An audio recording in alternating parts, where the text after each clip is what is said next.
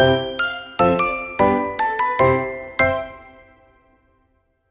alamat ng maliit na bituin.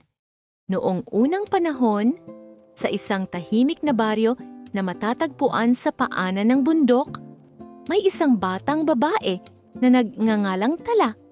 Tuwing gabi, tinitingnan ni Tala ang mga bituin at namamangha sa kanilang kislap. Habang siya'y nakaupo sa labas ng kanilang bahay, itinanong niya sa kanyang ina, "Inay, bakit po parang malapit ang mga bituin, ngunit parang malayo rin?" Ngumiti ang kanyang ina at iniamgat ang mga mata ni Tala. "Ang mga bituin, anak, ay may kwento. Bawat isa sa kanila ay may sariling kwento at may mga bituin na mula pa sa ating mundo katulad mo." Naisip ni Tala, kung ako kaya'y magiging bituin balang araw?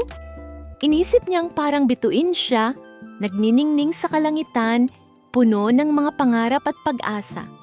Kahit bata pa si Tala, palagi siyang tumutulong sa mga matatanda sa kanilang baryo.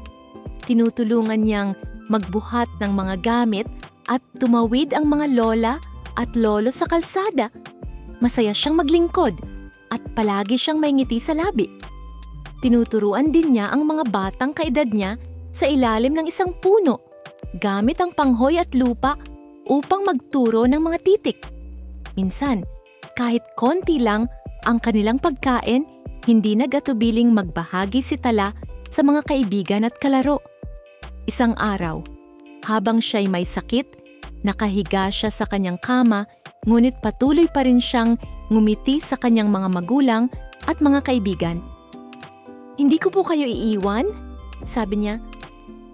"Ang mga bituin po ay magiging gabay ko."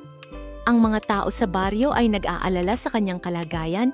Lahat sila'y nagsama-sama sa harap ng kanyang bahay, nagdarasal at nagpapakita ng malasakit. Ngunit isang gabi, habang ang langit ay maliwanag, isang bagong bituin ang lumitaw sa ibabaw ng kanilang baryo. Isang bituin na kasing kinang ni Tala. Ang mga tao ay tiningala ang kalangitan at humanga. "Yun ba ang bituin ni Tala?" tanong ng isang bata. "Oo," sagot ng isa pang bata, "si Tala po." Ang mga bata ay ngumiti at sa bawat gabi na ang bituin na iyon ay nagniningning sa langit, natututo silang mangarap at magbigay pag-asa sa isa't isa. Si Tala, sa kabila ng kanyang pagkawala, ay naging gabay sa bawat isa. Ang kanyang bituin ay nagsilbing simbolo ng kabutihan, pag-asa. Ang kanyang bituin ay patuloy na kumikislap, nag-aalay ng gabay at kaligayahan sa bawat isa.